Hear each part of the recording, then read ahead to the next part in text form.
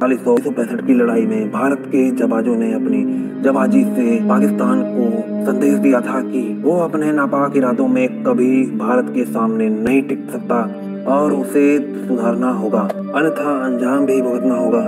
इसके बावजूद भी पाकिस्तान ने एक बार फिर 1971 में युद्ध की पहल की, जिसके परिणाम स्वरूप पाकिस्तान को बड़ी हार का सामना करना पड़ा था। पूरे पाकिस्तान से आजाद होकर एक बांग्लादेश बना। इस पहल के लिए तत्कालीन प्रधानमंत्री श्रीमती इंदिरा गांधी जी का नाम इतिहास के सुनहरे पन्नों में दर्ज किया गया। उनकी इच्छा शक्ति और सेना के पराक्रम के चलते बांग्लादेश की आजादी संभव हो सकी थी। आखिर इस युद्ध के कारण क्या थे और इसमें भारत कब शामिल होने को मजबूर हुआ? 1970 के दौरान पाकिस्तान में चुनाव हुए, जिसमें पूर्वी पाकिस्तान अवामी लीग में बड़ी संख्या में सीटें जीती और सरकार बनाने का दावा ठोक डाला। लेकिन पाकिस्तान पीपल्स पार्टी जुल्फिकार अली भुट्टो को इस बात से विरोध हुआ और वो इसलिए सहमत नहीं थे, इसलिए उन्होंने विरोध करना आरंभ कर दिया। कहा जाता है कि ऐसे में हालात इतने खराब हो गए थे कि सेना का प्रयोग करना पड़ा। इसमें पूर्वी पाकिस्तान की अवामी लीग के शेख मुजीबर रहमान को गिरफ्तार कर लिया गया और यहीं से पूर्वी और पश्चिमी पाकिस्तान की खींचातानी शुरू हो गई। फिर देखते ही देखते विवाद बढ़ता गया और पूर्वी पाकिस्तान के लोग पश्चिमी पाकिस्तान के सेना के अत्याचार से पीड़ित होकर पलायन को मजबूर हो गए।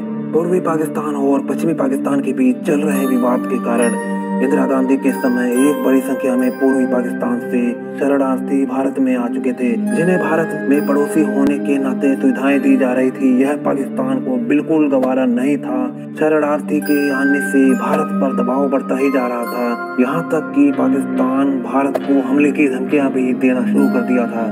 तत्कालीन प्रधानमंत्री श्रीमती इंदिरा गांधी ने अंतर्राष्ट्रीय स्तर पर कई सारी कोशिशें की ताकि कोई हल निकल जाए और शरणार्थी वापस अपने घरों को लौट पाए, पर ये नहीं हो सका। फिर जो हुआ उसी का डर था। पूर्वी पाकिस्तान के लोगों ने अपने विरोध को और बड़ा कर दिया।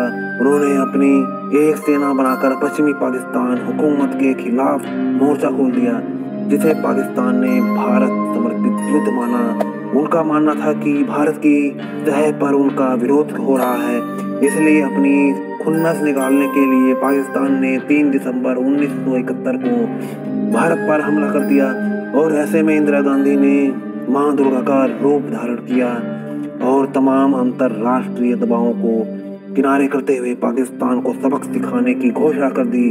भारतीय सेना ने हर मोर्चे पर पाकिस्तान को कमजोर किया। कहीं भी नहीं लगा कि पाकिस्तान सेना ने भारत को थोड़ा भी मुश्किल में डाला हो, या यहाँ तक कि भारतीय नौसेना की एक टुकड़ी ने अपनी जान की परवाह न करते हुए कराची बंदरगाह के बिल्कुल नजदीक जाकर हमला किया। इसके चलते भारतीय नौसेना पाकिस्तान के पश्चिमी मोर्चे पर अपना वर्चस्व बनाने में कामयाब रही। इस युद्ध में पाकिस्तान को अमेरिका और चीन का भी पूरा समर्थन मिला। उस वक्त की अमेरिकी सरकार ने तो सरकार का पक्ष लेते हुए अपनी नौसेना का 7वां बेड़ा भारत की ओर रवाना कर दिया था, जिससे भारत कमजोर पड़ सकता था। लेकिन जब तक अमेरिकी सेना पहुंचती, भारतीय सेना अपना काम कर चुकी थी।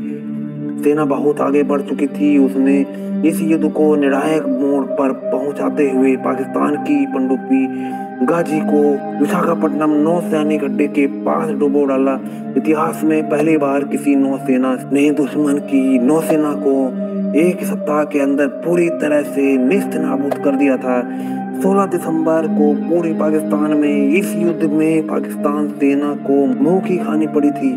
पाकिस्तानी सेना का नेतृत्व कर रहे लेफ्टिनेंट जनरल AK नैजी ने हार स्वीकार करते हुए अपने 93,000 सैनिकों के साथ भारतीय सेना के commander lieutenant general Jagjit Singh Arora के सामने आत्मसमर्पण कर दिया था।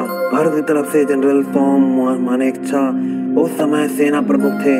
इस जंग के बाद विश्व मानचित्र पर नए देश ने रूप लिया था, जिसे आज हम बांग्लादेश के नाम से जानते हैं। वैसे तो हर युद्ध की तरह इस युद्ध में भी सेना ने काफी अच्छा प्रदर्शन किया और सेना के सैकड़ों जवानों ने अपनी वीरता का परिचय दिया था।